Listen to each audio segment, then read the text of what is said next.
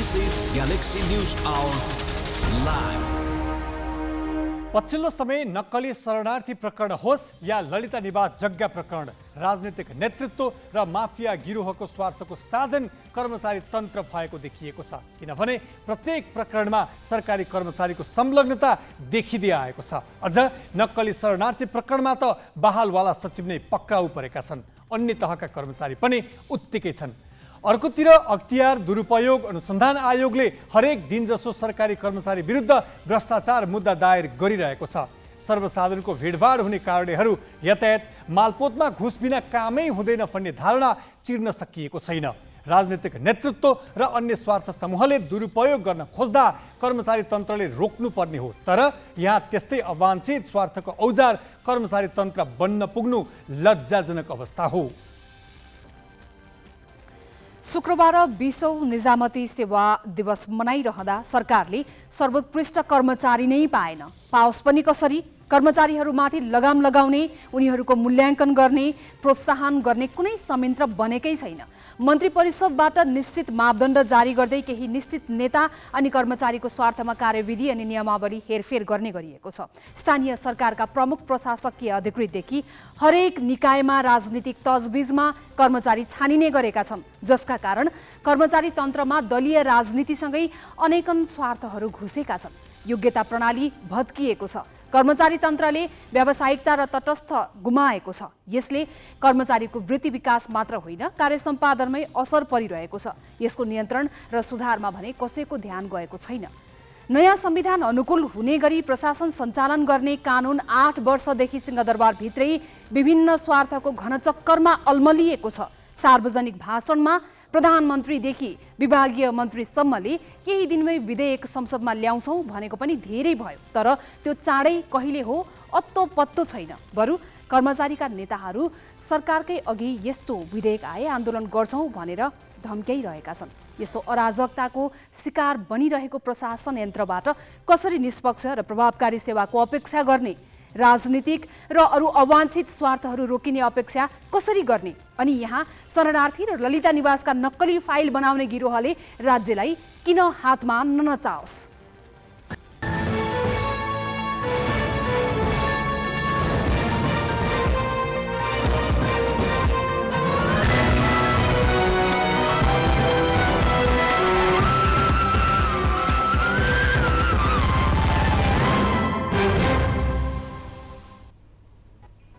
नमस्कार, यो हो गैलेक्सी न्यूज आवर। अब हेडलाइंस।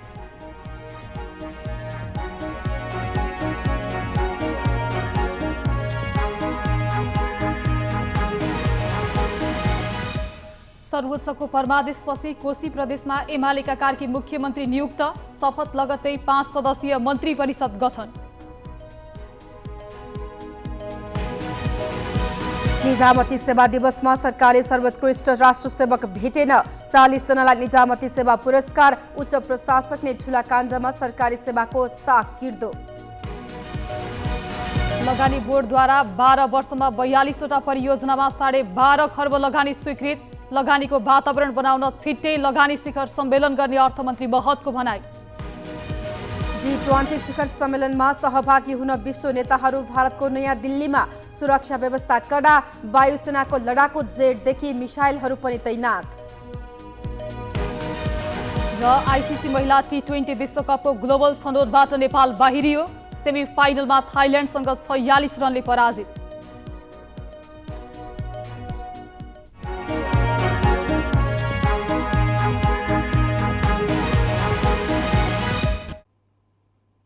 संविधानमै मुलुक 3 तहको संरचनामा गएपछि सोही अनुसार कर्मचारी व्यवस्थापन गर्नुपर्ने दायित्व सरकारको हो। 2072 मा संविधान जारी भए पनि अझैसम्म संघीय निजामती ऐन बन्न सकेको छैन, जसका कारण कर्मचारी सरुवा बढुवा लगायतका काममा प्रभाव परिरहेको छ।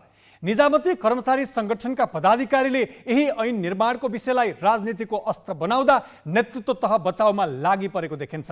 शुक्रबार 20औं निजामती सेवा दिवस मनाउँदा पनि यही प्रवृत्ति देखियो। राज्यको प्रशासन यन्त्रलाई स्थायी सरकार भनिन्छ। यही स्थायी सरकार भनिने निजामती कर्मचारी संयन्त्रले शुक्रबार 20औं निजामती सेवा दिवस मनायो। तर संविधानमा भएको व्यवस्था अनुसार कानुन निर्माण नहुँदा भने कर्मचारीका ट्रेड युनियनहरू रुष्ट बनेका छन्। सङ्घ, प्रदेश र स्थानीय तहमा गरी निजामती र अस्थायी गरी करिब 1.5 लाख कर्मचारी छन्। सङ्घीय सरकारले निजामती ऐन नबनाउँदा समायोजन भएका कर्मचारीको अन्तर प्रदेश सरुवा बढुवा लगायत काम अवरुद्ध छन्। यति मात्र होइन, निजामती कर्मचारीका छाता संगठन आधिकारिक ट्रेड युनियनको समेत अधिवेशन हुन सकेको छैन। शुक्रबार सिंहदरबारमा प्रधानमन्त्री पुष्पकमल दाहाललाई अघि राखेर काङ्ग्रेस निकट कर्मचारीहरूको संगठन निजामती कर्मचारी युनियनका पदाधिकारीले कर्मचारीको अनुकूल कानून बनाउन दबाब दिए। ट्रेड युनियन अधिकार कता कता खुम्च्यो र कर्मचारी मैत्री संघीय निजामती ऐन आएन भने सबै ट्रेड युनियनले हिम्मतका साथ छाती खोलेर सिंहदरबारको गेटमा आन्दोलन गर्ने कुरा म सम्पूर्ण साथीहरूलाई अनुरोध गर्दै म प्रधानमन्त्रीज्यूलाई अनि सामान्य प्रशासन मन्त्रीज्यूलाई, मुख्य सचिवज्यूलाई अहिले बिग्रिएको संघीय निजामती ऐनमा कर्मचारीका पक्षमा बनाउनका निमित्त अझै संवाद गरेर दर्ता भए पनि छलफल गरेर कर्मचारीका माग र मुद्दालाई सम्बोधन हुने किसिमको संघीय निजामती आओस्, ऐन आओस्। कहिले ट्रेड युनियन त कहिले उच्च प्रशासकहरूको स्वार्थका कारण बारम्बार निजामती विधेयक तयार भएर पनि कानूनका रूपमा लागू गर्नबाट रोकिएको छ। राजनीतिक स्वार्थकै कारण 2075 सालमा सरकारले ल्याएको निजामती विधेयक 2078 असोजमा फिर्ता गरेको थियो। यो प्रस्तावको पक्षमा हुने मान्य सदस्यहरूले हुन्छ भन्नुहोस्, यो प्रस्तावको विपक्षमा हुने मान्य सदस्यहरूले हुन्न भन्नुहोस्। हुन्छ भन्ने पक्षका मान्य सदस्यहरूको बहुमत भएकोले सङ्घीय निजामती सेवा विधेयक 2075 फिर्ता लिने प्रस्ताव बहुमतले स्वीकृत भएको घोषणा गर्दछु। काङ्ग्रेस नेतृत्वको सरकारले त्यसबेला विधेयक फिर्ता लिएपछि सरकारले नयाँ विधेयक अघि बढाउन सकेको छैन। त्यस यता निजामती कर्मचारी सहभागी हुने प्रत्येक कार्यक्रममा मन्त्रीदेखि प्रधानमन्त्रीसम्मको भाषण ऐन बनाउने विषयमा केन्द्रित हुन्छ। विभिन्न प्राविधिक कारणले संघीय निजामती सेवा ऐन आज धेरै ढिला भइसकेको अवस्थामा हालै यस मन्त्रालयबाट संघीय निजामती सेवा विधेयकलाई अघि बढाइएकोमा यो ऐन संसदबाट छिट्टै पास भई लागू हुनेछ भन्ने विश्वास गरेकी छु। संघीय निजामती सेवा ऐन लागू भइसकेपछि संघीय निजामती सेवा मात्र नभई प्रदेश र स्थानीय तहसम्मका धेरै अन्योलता पनि अन्त हुने विश्वास गरेकी छु।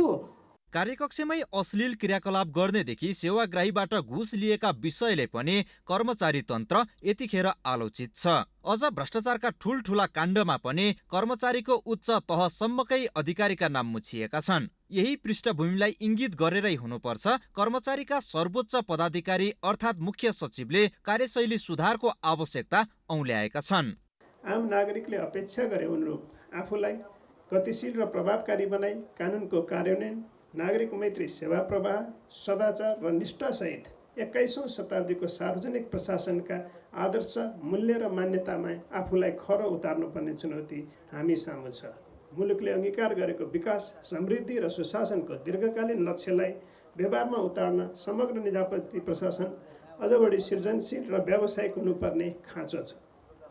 विविध समस्या र चुनौतीका बावजुद एकात्मक ढाँचाको प्रशासन यन्त्रलाई सङ्घीय शासन व्यवस्था अनुकूल हुने गरी रूपान्तरण गर्न कानुनी, संरचनागत, संस्थागत प्रबन्ध मात्र होइन, हामी आफै भित्र रहेका सोच, शैली र तौर तरिकामा आमूल सुधार गर्नुपर्ने आवश्यकता छ। सरकारका नीति कार्यान्वयन गर्ने र जनतालाई छिटो छरितो सेवा प्रवाह गर्ने साधन प्रशासन तन्त्र नै हो। अझ कुनै पनि राजनीतिक नेतृत्वको सफलता वा विफलता स्थायी सरकार मानिने निजामती कर्मचारीको हातमा रहन्छ भन्ने मानिन्छ। तर यही कर्मचारी तन्त्र एकातिर दलीय रूपमा विभाजित, अर्कोतिर सुविधा भोगी र भ्रष्टाचारमा लिप्त अनि स्वार्थ समूहको चङ्गुलमा फस्दा आलोचनाको केन्द्रमा छ। र कर्मचारीलाई नियमन गर्ने कानुन नै बनाउन नसक्ने राजनीतिक नेतृत्वले कसरी प्रशासन चलाउँछ भन्ने प्रश्न त छँदैछ। त्यसैले यदि शासकीय सुधार र सरकारको प्रभावकारिता सुनिश्चित गर्ने हो भने सबैभन्दा पहिला कर्मचारी तन्त्रको सुधारमा ध्यान दिनुपर्ने देखिन्छ। बासु खड्का, ग्यालेक्सी फोके, काठमाडौँ। प्रधानमन्त्री पुष्पकमल दाहालले संघीय निजामती सेवा सम्बन्धी विधेयकमा ट्रेड युनियन अधिकार कटौती नगरिएको बताएका छन्। शुक्रबार सिंहदरबारमा आयोजित 20औं निजामती सेवा दिवसको अवसरमा आयोजित कार्यक्रममा प्रधानमन्त्री दाहालले ट्रेड युनियन अधिकारको कुरा कटौती भयो भन्ने प्रश्न उठेको भन्दै विधेयकमा भइरहेको व्यवस्थालाई केही पनि परिवर्तन नगरेकाले ढुक्क हुन आग्रह गरे। राजनीतिक रूपमा तटस्थ, पेशागत रूपमा दक्ष, सुदृढ, उच्च मनोबलयुक्त, सेवामूलक, उत्तरदायी, व्यावसायिक, निजामती प्रशासनको विकासका लागि नीतिगत, कानुनी, संस्थागत, संरचनागत र व्यावहारिक प्रबन्ध गर्नुपर्दछ। उल्लेखित तथ्यलाई ध्यान दिँदै लामो समयदेखि प्रतीक्षारत सङ्घीय निजामती सेवा सम्बन्धी विधेयक हिजो मात्रै नेपाल सरकार मन्त्री परिषद बैठकले संसदमा पठाउने निर्णय गरेको छ। राजनीतिक दलहरूको सहमतिबाट संसदले उक्त विधेयक यथाशक्य छिटो पारित गर्ने विश्वास मैले लिएको छु। यो विषयमा धेरै कोणबाट धेरै छलफल गरेर एउटा निष्कर्षमा मन्त्री परिषदबाट पुर्याइएको छ र यहाँ ट्रेड युनियन अधिकारको कुरा उठ्यो। हामीले अहिले भइरहेको व्यवस्थालाई केही पनि परिवर्तन गरिएको छैन, त्यसमा तपाईँहरू निश्चिन्त रहन म अनुरोध गर्न चाहन्छु। यद्यपि हामीले यो प्रशासनलाई कसरी बलियो बनाउने भन्ने संहिताबारे भने हामी सबैले विचार गर्नुपर्ने नै छ। उल्लेखित तथ्यलाई ध्यान दिँदै राजनीतिक दलहरूको सहमतिबाट संसदले उक्त विधेयक यथाशक्य छिटो पारित गर्नेछ। सङ्घ, प्रदेश र स्थानीय तहबीचको प्रशासनिक अन्तर्सम्बन्ध कायम गर्न, तीन तहबीच प्रशासनको कार्यात्मक अन्तर्सम्बन्धलाई मजबुत बनाई प्रशासनिक सङ्घीयतालाई संस्थागत गर्न, सङ्घीय लोकतान्त्रिक गणतन्त्रको सुदृढीकरण र कार्यान्वयनमा सङ्घीय निजामती सेवा ऐन एउटा माइलस्टोन हुने विश्वास मैले लिएको छु। संघीय सरकारले संघीय निजामती विधेयक संसदीय प्रक्रियामा लैजान आलटाल गरिरहेका बेला लुम्बिनी प्रदेशले आफ्नै निजामती विधेयक पारित गरेको छ। शुक्रबार निजामती सेवा दिवसकै अवसर पारेर लुम्बिनी प्रदेश सभाबाट प्रदेश निजामती विधेयक पारित गरिएको हो। संघीय ऐन नबन्दै बनेको प्रदेश निजामती ऐन कार्यान्वयनमा जाँदा समस्या हुने भए पनि तत्कालको समस्या टार्न प्रदेश सरकारले आफ्नै निजामती विधेयक ल्याएको हो। संघीय निजामती कानुन नबन्दा प्रदेशमा कर्मचारीको सरुवा बढुवा, वृत्ति विकास तथा अन्य खटनपटन र कर्मचारी दरबन्दी निर्धारण र पदपूर्तिका विषयमा समस्या परिरहेको थियो। शुक्रबारको प्रदेश सभामा बैठकमा सरकारको तर्फबाट मुख्यमन्त्री डिल्ली बहादुर चौधरीले विधेयक पारित गरियोस् भन्ने प्रस्ताव पेश गरेका थिए, जुन प्रस्तावलाई प्रदेश सभामा सर्वसम्मतिले पारित गरेर संघीय सरकारलाई दबाब बढाइएको छ। अब केही न्यूज संक्षेपमा। प्रतिनिधि सभा अन्तर्गतको शिक्षा, स्वास्थ्य तथा सूचना प्रविधि समितिले चिकित्सा शिक्षाका क्षेत्रमा देखिएका समस्याहरूको अध्ययन गरी प्रतिवेदन पेश गर्न कार्यदल बनाएको छ। शुक्रबार बसेको समितिको बैठकमा चिकित्सा शिक्षा क्षेत्रमा देखिएका समस्याहरूको अध्ययन गर्दै समाधानको उपाय खोज्न एउटा कार्यदल बनाउने सैद्धान्तिक सहमति भएको हो। कार्यदल भने समितिको आगामी बैठकमा बनाइने भएको छ। चिकित्सा शिक्षा क्षेत्रमा देखिएका समस्याहरूको अध्ययन गर्दै सरकारवालाहरूसँग छलफल गर्न र समाधानका उपायहरू खोज्न कार्यदल बनाउने सैद्धान्तिक सहमति भएको समितिका सभापति भानुभक्त जोशीले जानकारी दिए। राष्ट्रिय सभाको बैठक अनिश्चितकालका लागि स्थगित भएको छ।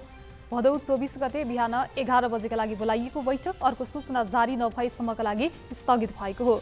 अर्को बैठकको मिति र समय राष्ट्रिय सभाको अध्यक्ष गणेश प्रसाद तिमिल सिन्हाले पछि निर्धारण गर्ने गरी अनिश्चितकालका लागि स्थगित भएको संसद सचिवालयले जनाएको छ।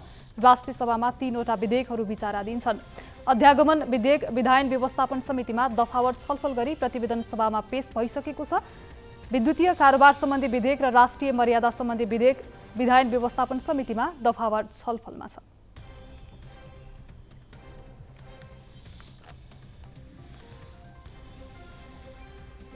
बाँकी प्रसङ्ग स्मृति मल्लबाट। सर्वोच्च अदालतको आदेशपछि कोशी प्रदेशमा हिक्मत कुमार कार्कीको नेतृत्वमा नयाँ सरकार बनेको छ। शुक्रबार प्रदेश प्रमुख परशुराम खापुङले कार्कीलाई मुख्यमन्त्रीमा नियुक्त गरेका हुन्। कार्कीले शुक्रबारै पद तथा गोपनीयताको शपथ लिएका छन्। यो सँगै कार्कीले 5 सदस्यीय मन्त्री परिषद गठन गरेका छन्। उनले 3 जना मन्त्री र 1 जना राज्य मन्त्री समेटेर 5 सदस्यीय मन्त्री परिषद गठन गरेका हुन्। नयाँ मन्त्रीहरूमा तिलकुमार मिङयाङ बोलाई ऊर्जा, 5 कर्ण राईलाई वन तथा वातावरण र 1 राज कार्कीलाई भौतिक पूर्वाधार मन्त्रालयको जिम्मेवारी दिइएको छ। यस्तै सृजना राईलाई सामाजिक विकास राज्यमन्त्रीमा नियुक्त गरिएको छ। नवनियुक्त मन्त्रीहरूलाई प्रदेश प्रमुख खापुङले पद तथा गोपनीयताको शपथ गराएका छन् भने राज्यमन्त्रीलाई मुख्यमन्त्री कार्कीले शपथ गराएका छन्। सर्वोच्च अदालतले बिहिबार कोशी सरकारका मुख्यमन्त्री उद्धव थापाको नियुक्ति बदर गरेको थियो। अदालतले संविधानको धारा 168 को उपधारा 3 अनुसार 48 घण्टाभित्र प्रदेशसभाको सबैभन्दा ठूलो दलको सरकार बनाउन परमादेश दिएको थियो। नवनियुक्त मुख्यमन्त्री कार्कीले सबै दललाई सरकारमा सहभागी गराउन प्रयास थाल्ने बताएका छन्। सबै दल मिलेर सहमति सरकार बनाउने हुन्छ। यो मेरो 100 दिनमा मैले घोषणा गरेको कुरा हो। बिचमा हामीले केही अभ्यास गर्दा कुरा भएन। त्यो पहिलो प्रयास हुन्छ र मुलुकका अहिलेको राजनीतिक सिस्टमका स्टेक होल्डरहरू एमाले काङ्ग्रेस लगायतका पार्टीले मिलेर अगाडि बढ्ने जनताको जनादेश छ। त्यो कुराको लागि भरपर्दो प्रयास हुन्छ। अनि मतलब कसरी कार्यकाल कसरी बाँड्नु? कार्यकाल बाँड्नु परेन। हामीले मिलेर प्रदेश बनाउने काम गर्दा त कार्यकाल बाँड्नै पर्दैन नि। मैले छोडेर अर्को कोही साथी पुरा अवधि हुनसक्छ, अर्कोले छोडेर म हुन सक्छु। त्यसले त कार्यकाल बाँड्ने सहमति हुँदैन। सहमति के हुन्छ भने सबै मिलेर चलाउने भन्ने यो वार्ताको र संवाद कहिले सुरु? विश्वासको मत दिने समय पुग्दा हामी कुरा पुगिसकेका हुन्छौँ। सर्वोच्च अदालतले बिहिबार कोशी प्रदेशमा संविधानको धारा 168 को 3 अनुसार प्रदेश सभामा सबैभन्दा ठूलो दलको नेतालाई मुख्यमन्त्री बनाउन परमादेश दियो। भदौ 4 गते मुख्यमन्त्री उद्धव थापाले संसद बैठकको अध्यक्षता गरेका इस्रायल मन्सुरी समेतबाटलाई भोट हाल्न लगाएर संविधानको धारा 168 को 4 अनुसार विश्वासको मत लिएका थिए। बैठकको अध्यक्षता गरिरहेका मन्सुरीबाट विश्वासको मत लिएको भन्दै नेकपा एमाले कोशी प्रदेश संसदीय दलका नेता हिक्मत कार्की सर्वोच्च गएका थिए। अदालतले थापाले विश्वासको मत प्राप्त गर्न नसकेको ठहर गर्यो। अदालतको परमादेश अनुसार प्रदेश सभामा सबैभन्दा ठूलो दल एमालेका संसदीय दलका नेता रहेका कार्के मुख्यमन्त्रीमा नियुक्त भइसकेका छन्। अब उनले 30 दिनभित्र विश्वासको मत लिनुपर्ने संवैधानिक व्यवस्था छ। परमादेश मार्फत 2 महिनामै कोशी सरकारमा पुनरागमन भएपछि एमाले नेतृत्व खुसी त देखिएको छ, तर संवैधानिक सीमाभित्र विश्वासको मत लिन नसके प्रदेश सभा नै सङ्कटमा जाने भए पनि उत्तिकै छ। शुक्रबार साँझ प्रदेश प्रमुख परशुराम खापुङबाट पद तथा गोपनीयताको शपथ लिएसँगै मुख्यमन्त्री हिक्मत कुमार कार्कीले सानो आकारको मन्त्रीमण्डल समेत गठन गरिसकेका छन्। नवनियुक्त मुख्यमन्त्री कार्कीलाई विश्वासको मत जुटाउन सहज छैन, किनकि 93 सदस्य प्रदेशसभामा विश्वासको मतका लागि 47 सदस्य चाहिन्छ। कार्कीको दल एमालेसँग 40 मत छ। एमालेलाई 6 प्रदेश सांसद भएको राप्रपाले समर्थन गरेको छ। राप्रपाले समर्थन गरे पनि परिस्थिति भने सहज देखिँदैन। गठबन्धनमा काङ्ग्रेसका 29, माओवादी केन्द्रका 13, एकीकृत समाजवादी पार्टीका 4 र जसपाका 1 प्रदेश सांसद छन्। कोशी प्रदेशसभा सभामुख विहीन छ। उद्धव थापालाई मुख्यमन्त्री बनाउन माओवादी केन्द्रले आफ्नो दलबाट सभामुख निर्वाचित बाबुराम गौतमलाई राजीनामा गराएपछि कार्यवाहक सभामुखको जिम्मेवारी उपसभामुख सृजना दनुवारले पाएकी थिइन्। उनी एमालेबाट निर्वाचित प्रदेशसभा सदस्य हुन्। सभामुख चयन नगरी विश्वासको मत लिएर दनुवारले मतदान गर्न पाउँदिनन्, अर्थात् कार्कीको पक्षमा 45 मत मात्र हुन्छ। उनलाई राजीनामा गराए ज्येष्ठ सदस्यको रूपमा काङ्ग्रेस सांसद गयानन्द मण्डलले प्रदेशसभा बैठकको अध्यक्षता गर्नुपर्ने हुन्छ। कोशी प्रदेशमा सरकार बनाउन र टिकाउन गठबन्धनले असंवैधानिक हरकत गरेको एमालेले आरोप लगाउँदै आएको छ। सभामुख, सभाध्यक्ष र मत सच्याउने समयसम्म दुरुपयोग गरेर सरकार टिकाउने खेलमा लाग्दा संविधानको मानमर्दन भएको उसको बुझाइलाई काङ्ग्रेस माओवादी गठबन्धनले भने उपसभामुखलाई एमालेले आफू अनुकूल प्रयोग गरेको आरोप लगाउँदै आएको छ। पक्ष विपक्षमा जे जस्ता दोषारोपण भए पनि संविधानको मर्म कुल्चने कार्य दुवै पक्षबाट भएको कतै छिपेको छैन। दूरी बढेको दुई पक्षबीच विश्वासमा लिएर अब एमाले कसरी जान्छ, बढी जिम्मेवारी कार्की नेतृत्वको सरकारकै काँधमा छ। स्थिर ढङ्गले सुशासन दिने ढङ्गले जनताप्रतिको जिम्मेवारी पुरा गर्ने हिसाबले हामी सकेसम्म सबै दलहरूलाई हामी समेट्ने, त्यसमा भएन भने केही दललाई चाहिँ के भने समेट्ने, सहमति कायम गरेर आपसी सहमतिका आधारमा शक्तिको बाँडफाँड या कार्यक्रमिक चाहिँ एकरूपता सबै हिसाबले त्यसलाई कसरी समायोजन गर्न सकिन्छ, कसरी व्यवस्थापन गर्न सकिन्छ र कसरी स्थिर सरकार दिन सकिन्छ भन्ने हिसाबले विश्वासको मत पनि प्राप्त गर्ने र अन्य दलहरू जो हामीसँग थप सहकार्यमा आउनुहुन्छ उहाँहरूका निम्ति पनि सजिलो हिसाबले अगाडि बढ्न सक्ने वातावरण हामी तयार गर्ने अधिकतम लचकताका साथ कोसिस गर्छौँ। अहिलेको सत्ता गठबन्धनभित्र त्यति बेलासम्म फाटो नआए कार्कीलाई विश्वासको मत प्राप्त हुन कठिन छ। अहिलेसम्म 6 जना सांसद भएको राप्रपा एमालेकै समर्थनमा छ। तर सङ्घको संसदीय समितिको सभापति लिने बेलामा गठबन्धनलाई सघाउने वचन राप्रपाले दिएको सत्ता गठबन्धनका दलहरूले बताउँदै आएका छन्। राप्रपाले भने यसलाई अस्वीकार गर्दै आएको छ। राप्रपा नेताहरूले यसपटक के गर्ने टुङ्गो लागि नसकेको बताइरहेका छन्। सङ्घीय संसदमा सभापति र प्रदेशमा सभामुख लिएर गठबन्धनलाई सघाउने सहमति गरेको राप्रपा अहिलेको सरकारमा सामेल नहुने कतिपय गठबन्धनका नेताहरू बताउँछन्। प्रमुख प्रतिपक्षी नेपाली काङ्ग्रेस भने सरकारको व्यवहार हेरेर आगामी रणनीति बनाउने दाउमा देखिन्छ। नेपाली काङ्ग्रेस मात्रै होइन, गठबन्धन दल प्रमुख प्रतिपक्षको भूमिकामा रहन्छ, प्रमुख प्रतिपक्ष भूमिका निर्वाह गर्छ। त्यहाँ बसेर जनताका सेवाहरू, विकासमूलक कामहरू, प्रदेशका समृद्धि र उन्नतिका कामहरूमा हामी लाग्छौँ। राजनीतिक समस्यालाई दलहरू बीचबाटै निरूपण हुनुपर्नेमा अदालतको ढोकासम्म विवाद पुर्याउनु दलहरूको अक्षमताको प्रकाष्ठ भएको कानुनविदहरूको बुझाइ छ। विगतबाट पाठ सिक्दै सबै राजनीतिक दलहरू जिम्मेवार नभए कोशीमा मध्यावधि चुनाव निश्चित छ। तर त्यहाँसम्म पुगे व्यवस्थामाथि उठिरहेका आवाजहरू थप सशक्त हुनेछन्। यसले अन्ततः दलीय प्रतिस्पर्धात्मक अभ्यासलाई नै कमजोर बनाउने देखिन्छ। सहकर्मी गगन नुनियाका साथमा मिलन बुढाथोकी, ग्यालेक्सी फोके, काठमाडौँ। हिक्मत कुमार कार्की नेतृत्वको कोशी प्रदेश सरकारले संवैधानिक सीमाभित्र विश्वासको मत प्राप्त नगरे के हुन्छ भनेर ग्यालेक्सी संवाददाता मिलन बुढाथोकीले संवैधानिक कानुनका जानकार टीकाराम भट्टराईलाई सोधेका छन्।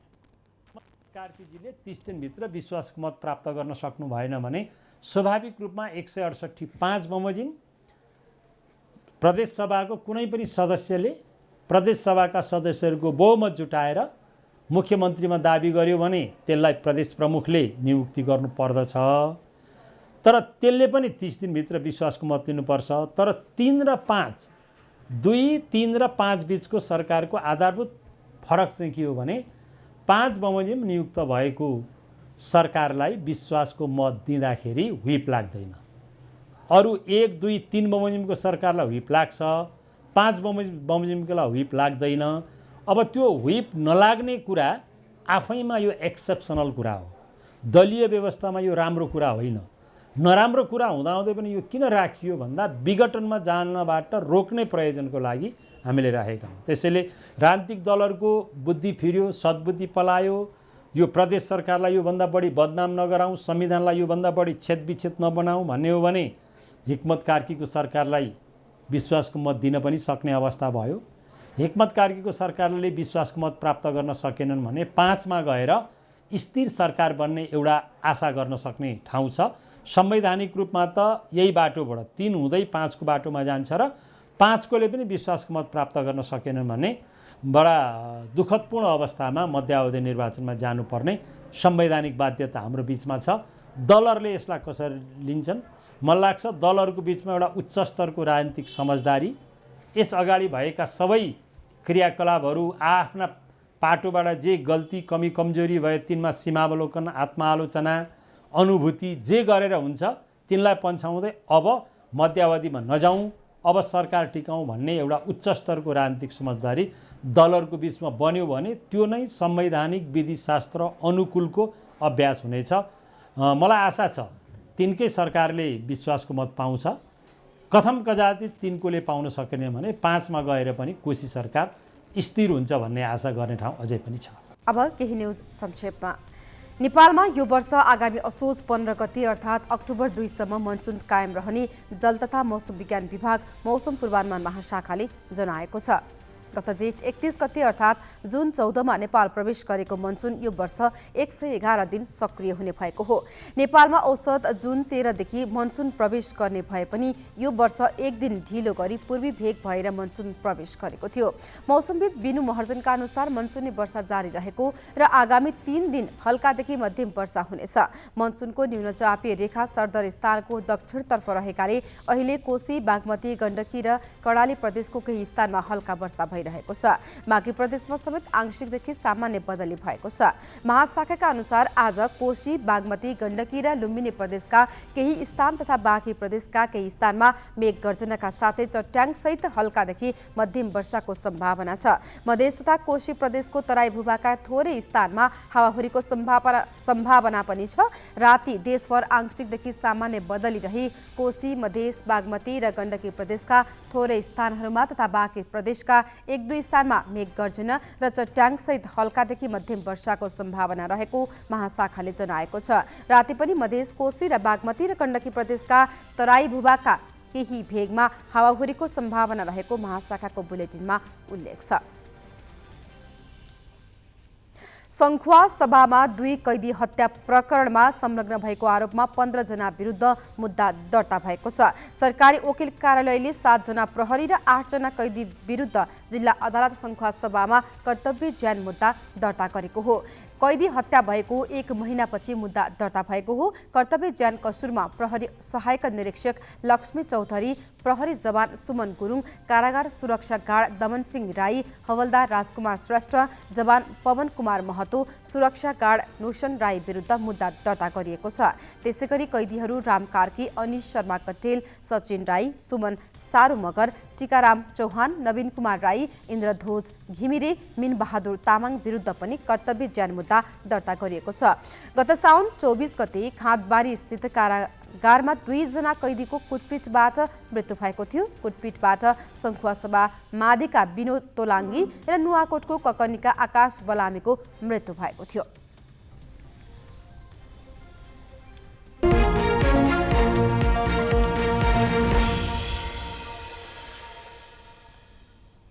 लगानी बोर्डले स्थापनाको 12 वर्षमा 42 वटा परियोजनामा 12.5 खर्ब लगानी स्वीकृत गरेको छ।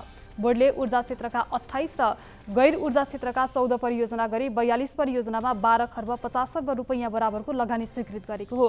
यस अवधिमा 5 खर्ब 25 अर्ब रुपैयाँ बराबरको लगानी परिचालन भएको छ। आज बोर्डको 12औं वार्षिक उत्सवको अवसरमा प्रमुख कार्यकारी अधिकृत सुशील भट्टले लगानी स्वीकृत र परिचालनको बारेमा जानकारी दिएका हुन्। लगानी बोर्डले स्वीकृत गरेका 6000 र 3000 टन प्रतिदिन उत्पादन क्षमता रहेका क्रमशः होङछे शिवम सिमेन्ट र हुवासिन सिमेन्ट परियोजना व्यावसायिक सञ्चालनमा आएका छन्। धरानमा वेस्ट टु इनर्जी परियोजना निर्माण सम्पन्न भई सञ्चालनमा आएको भट्टले जानकारी दिए। बोर्डले स्वीकृत गरेको 900 मेगावाटको अरुण 3 जलविद्युत परियोजना, 216 मेगावाटको माथिल्लो त्रिशुली लगायतका परियोजना कार्यान्वयनका क्रममा रहेका छन्।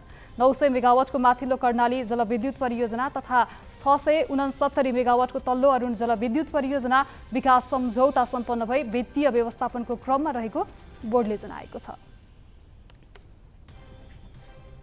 बाँकी प्रसङ्ग नवराज पाण्डेबाट। अर्थमन्त्री प्रकाश रण महतले नेपालमा छिट्टै लगानी शिखर सम्मेलन गर्ने बताएका छन्।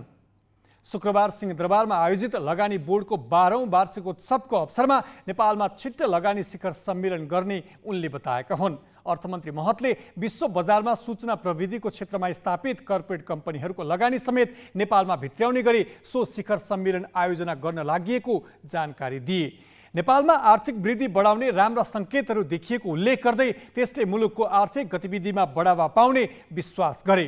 नेपालमा पर्यटन, कृषि, जलविद्युत र सूचना प्रविधिको क्षेत्रमा लगानी बढ्ने र बजारको पनि राम्रो व्यवस्था भएकाले यस क्षेत्रमा बाह्य लगानी भित्रने उनको भनाइ छ।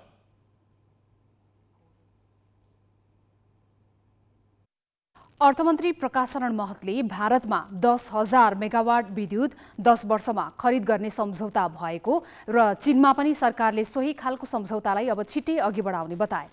विदेशी मुद्रा सञ्चित राम्रो रहेको, पर्यटक आगमन बढेको, जलविद्युत क्षेत्रले लय समाएको, युवाहरूले आइटी क्षेत्रमा राम्रो प्रगति गरिरहेका जस्ता सबल पक्षले गर्दा अर्थतन्त्रले आगामी दिनमा राम्रो लय समात्ने विश्वास मन्त्री महतको छ।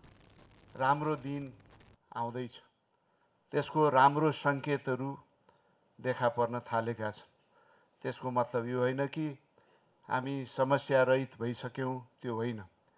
समस्याहरू छन्, तर ती समस्याहरूलाई हटाउँदै आर्थिक वृद्धि बढाउने राम्रो अवसरहरू अब सुरु हुन्छ र त्यसका सङ्केतहरू देखिएका छन्।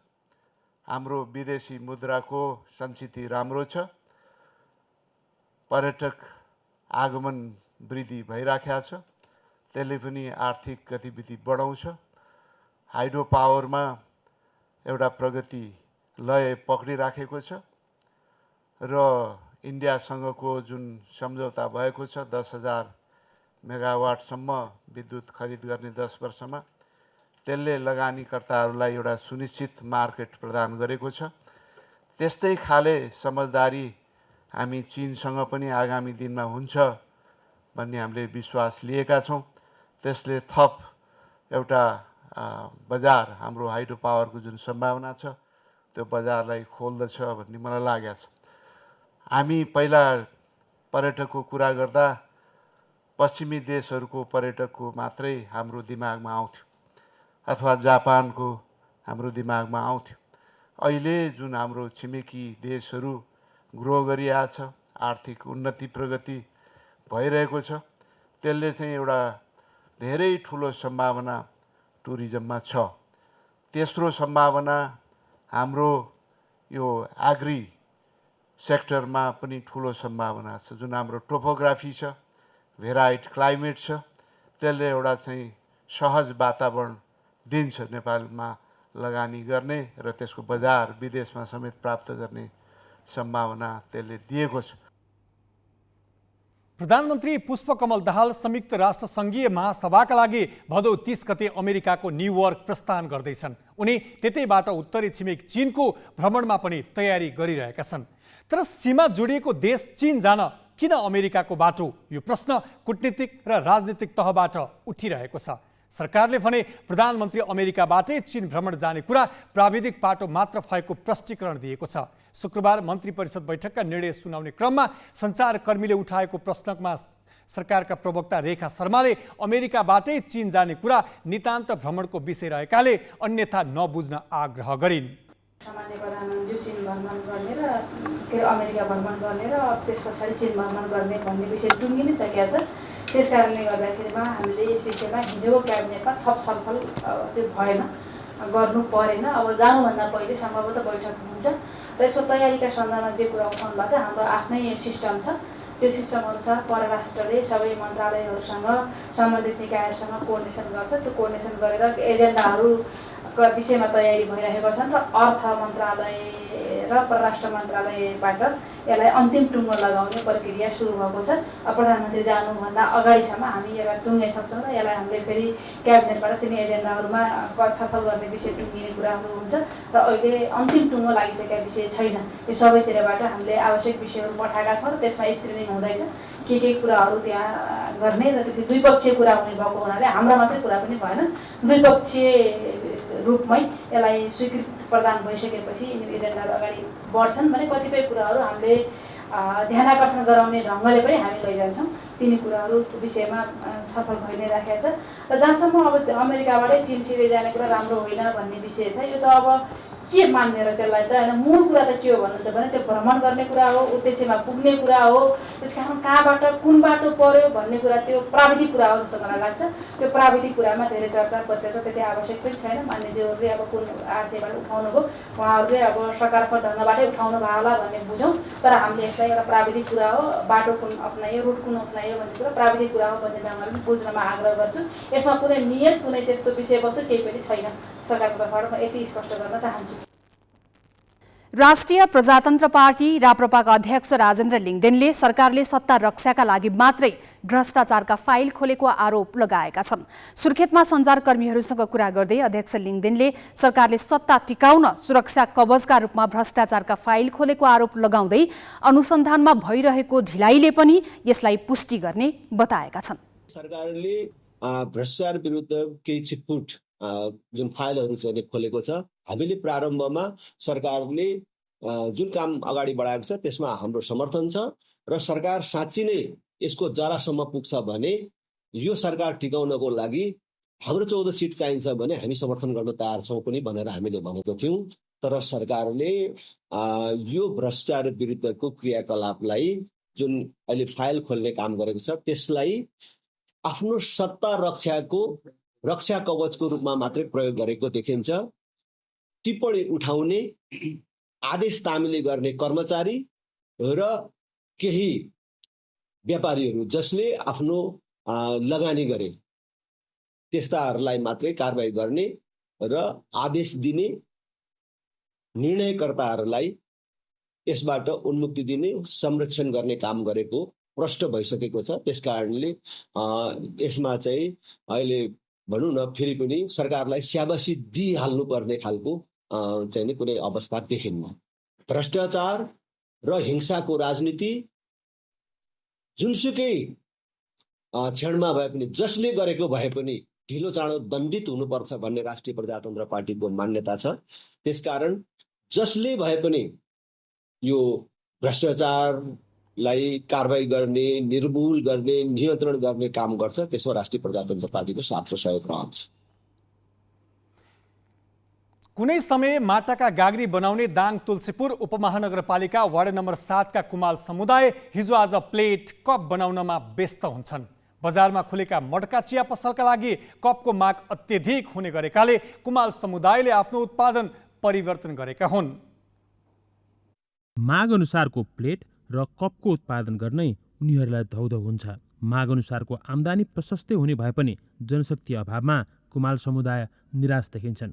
अर्कोतर्फ माटो पाउनै मुस्किल छ। तुलसीपुर 7 स्थित कालो खोलाको मटिराबाट माटो निकाल्ने गरे पनि पटक पटक विवाद हुने गरेको छ। आधुनिक किसिमका भाँडाहरू बनाउन सिकेपछि अहिले चाहिँ माग डिमान्ड धेरै छ। हामी चाहिँ अब बनाउने मान्छे चाहिँ अलिकति अब आफ्नो घरको व्यवहारले गर्दाखेरि पनि अलिकति ढिलो भइरहेछ। त्यसले पनि भएको छ। नत्र पनि हाम्रो चाहिँ माग थुप्रै छ। काम अहिले चाहिँ धेरै भइरहेछ। अहिले चाहिँ जे होस् हाम्रो फाइदाजनक छ। के बनाउनुहुन्छ अहिले चाहिँ अब हजुरको किसिमका अब जस्तै प्लेट कपहरू छुट्टै भए होइन, गमलाहरू किसिमका। नयाँ पुस्ता माटाका भाँडा बनाउने पेसाप्रति उति बिघ्न चासो राख्दैन। पेसा पुस्तान्तरण हुन नसक्दा भने जति सामग्री उत्पादन हुन सकिरहेको छैन। पहिलेदेखि गर्दै आएका बुढापाकाले यो पेसा धानिरहेको भए पनि नयाँ पुस्ताले खासै चासो नदिएको कुमाल समुदायका अगुवाको गुनासो छ। कमाउन सक्यो त अब 30-35 हजार त मजाले कमाइन्छ। यो पुस्तान्तरण हुन सकेको छैन। तपाईहरु त यो हामी यो हाम्रो भारी पुर्खा चाहिँ अहिले चाहिँ के भइरहेछ भनेदेखि अब जति अब यो भनौँ एउटा खानेमा अलिक अति हाम्रो आर्थिक स्थिति कमजोर भएको हुनाले चाहिँ अब कतिपय अहिले तुलसीपुरमा चाहिँ प्रायः जस्तो त अब लेबरै गर्ने मध्ये भयो। त्यसले गर्दा यो हाम्रो भाइ पुर्खाले चाहिँ अब यो सिक्नु पनि पाएको छैन, सिके पनि छैनन्। अगुवाको भनाइप्रति युवा भने सहमत छैनन्। पुस्तौँदेखिको पेसामा आफूहरू जीवनयापन गर्न सकिने भए पनि युवाहरू तालिम र कच्चा पदार्थको भने अभाव रहेको बताउँछन्। नै हामीले सिक्दाखेरि मात्रै बनायौँ, त्यस पछाडि बन्न छैन। अब सामानहरू पनि छैन, अनि त्यही भएर पनि सामान के छैन? अब माटो चाहियो पहिला सुरुमा त, अनि त्यस पछाडि अब माटो खन्नलाई कुनै ठाउँ पनि छैन, अनि त्यस पछाडि अब राम्रो मेसिनहरू छैन बनाउनको लागि। यो पेसामा भविष्य छ या छैन जस्तो लाग्छ? अब राम्रैसँग गर्दै गऱ्यो भने त्यसमा भविष्य छ। करिब 60 परिवार रहेको कुमाल गाउँमा अहिले 10-11 जनाले मात्रै माटाका भाँडा बनाउने गर्छन्। तर उनीहरूले बनाएका सामग्रीको मूल्य भने निश्चित छैन। ग्यालेक्सी फोकेका लागि दाङबाट निराजन डाँगीको रिपोर्ट।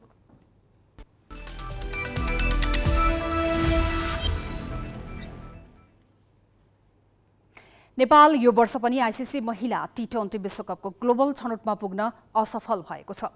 महिला टी20 विश्वकप एसिया क्षेत्र छनौटको सेमी फाइनलमा आज थाइल्यान्डसँग 46 रनले पराजित भएसँगै नेपाल इतिहास बनाउन असफल भएको हो। जारी प्रतियोगिताको फाइनलमा स्थान बनाउँदै थाइल्यान्डले भने ग्लोबल छनौटमा स्थान पक्का गरेको छ। मलेसियाको बाङ्गीमा थाइल्यान्डले दिएको 106 रनको लक्ष्य पछ्याएको नेपाल 19 ओभर 3 बलमा 59 रनमा अल आउट भएको थियो। नेपालका लागि कविता कुँवरले नट आउट 17 तथा कविता जोशी र अस्परी बेगमले समान 10-10 रन बनाए। अन्य नेपाली ब्याटरले दोहोरो अङ्कमा रन बनाउन सकेनन्। थाइल्यान्डका लागि ओर्निचा र थिप्चाले समान 3-3 विकेट लिए। यसअघि नेपालले टस जितेर फिल्डिङ रोजेपछि ब्याटिङ गरेको थाइल्यान्डले निर्धारित ओभरमा 2 विकेट गुमाएर 105 रनको योगफल तयार पारेको थियो। पहिलो ओभरमा नै विकेट गुमाएको थाइल्यान्डका लागि भने नाना पातले 63 बलमा अभिजित 59 रनको इनिङ्स खेलिन्। नट्ठाकनले 31 रन बनाइन्। नेपालका लागि कविता कुँवर र पूजा महतोले समान 1-1 विकेट लिए।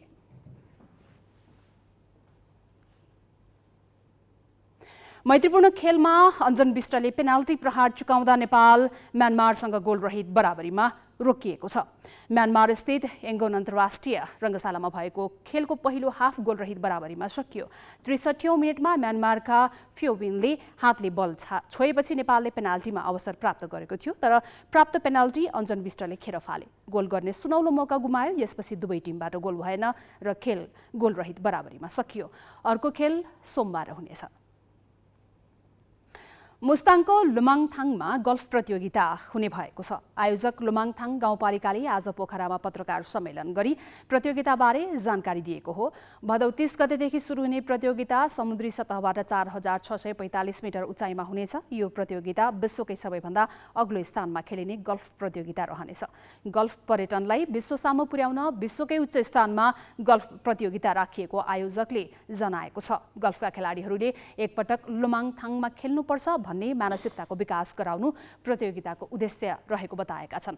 यसपटक स्वदेशी खेलाडीले मात्रै सहभागिता जनाउने प्रतियोगितामा अर्को संस्करणबाट भने विदेशी खेलाडी पनि सहभागी गराउने आयोजकले जनाएको छ। काठमाडौँ, पोखरा, धरान, बुटोल लगायत शहरबाट 40 गल्फर लुमाङथाङ पुग्नेछन्। प्रतियोगिता इभेन्ट 9 होलमा 3-4 ह्यान्डिक्यापको साथ स्थिरफोर्ड ढाँचामा खेलाइनेछ। होल इन वानको विजेताले घोडा पुरस्कार प्राप्त गर्नेछन्। विजेता खेलाडीले घोडाको विकल्प खोजे 1 लाख रुपैयाँ नगद प्रदान गरिनेछ।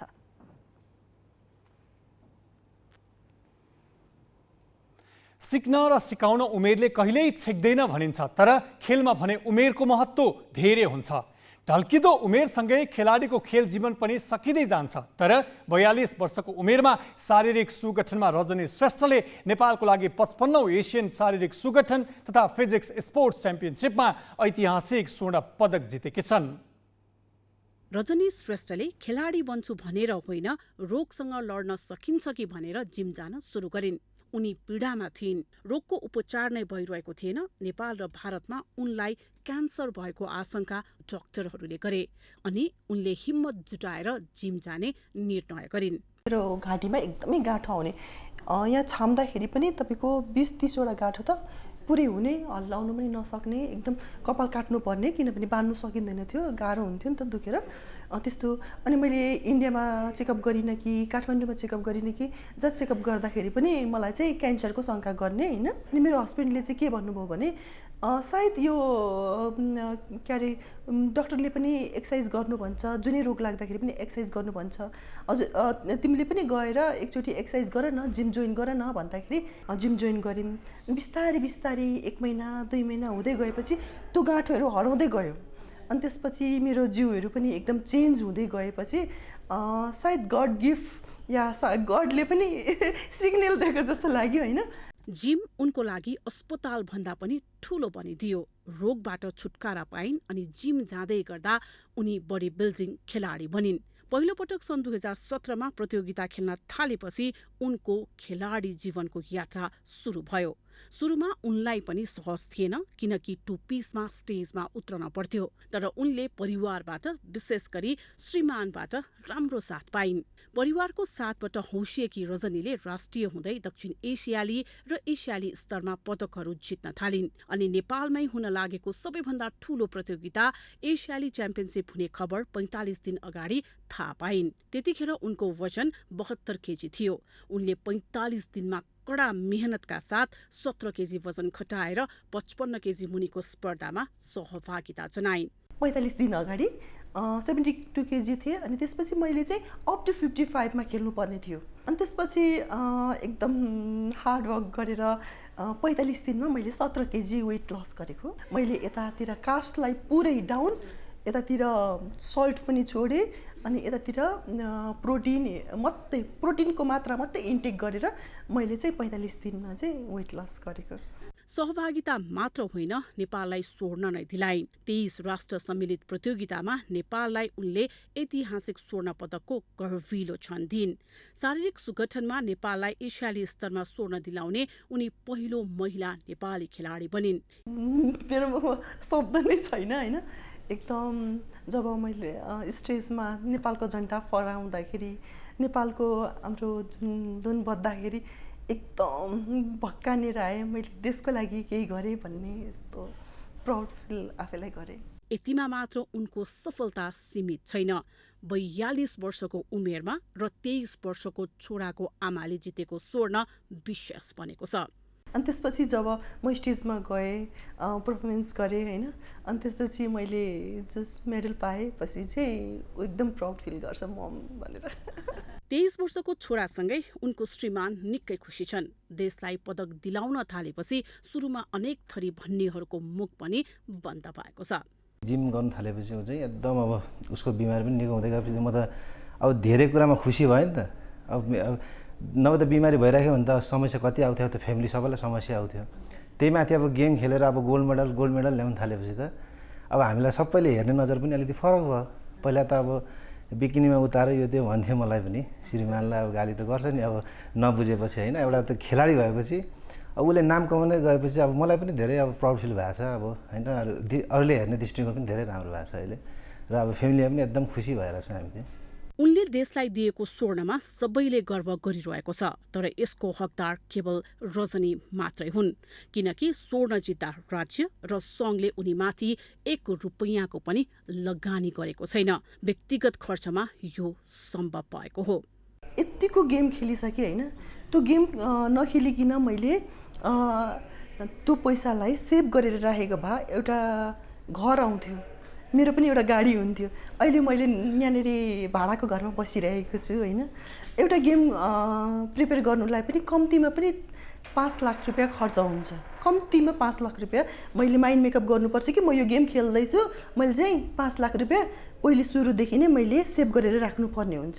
किनभने मैले त्यो गेमको जुन पिरियड टाइममा मेरो एक्सर्साइज, रेस्ट, खाना, फेरि एक्सर्साइज त्यो मात्रै हुन्छ। मैले दायाँ बायाँ केही गर्नु पनि पाउँदैन नि त होइन। जे भए पनि गभर्मेन्टले होइन सरकारबाट अलिकति सहयोग भइदिएको भए हामीले अझ बढी राम्रो राम्रो मेडलहरू ल्याएर देशको नाम राख्न सकिन्थ्यो कि।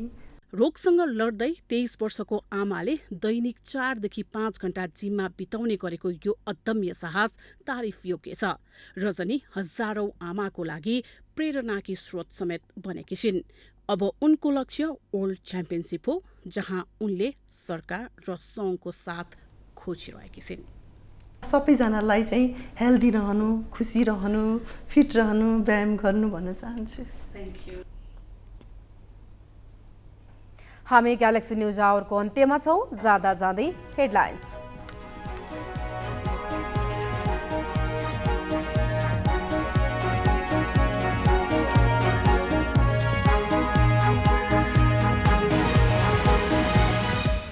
सर्वोच्चको परमादेशपछि कोशी प्रदेशमा एमालेका कार्की मुख्यमन्त्री नियुक्त, शपथ लगत्तै 5 सदस्यीय मन्त्री परिषद गठन।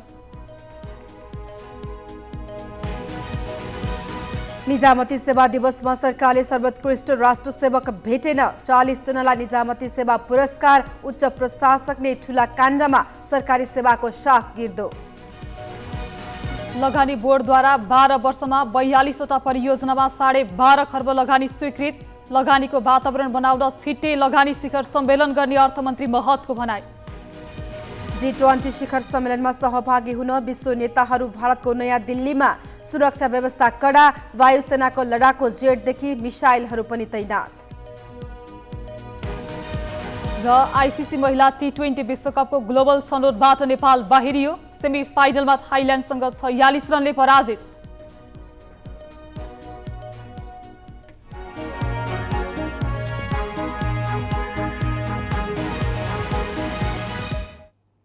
आजलाई ग्यालेक्सी न्युज आवर सकियो। नमस्ते।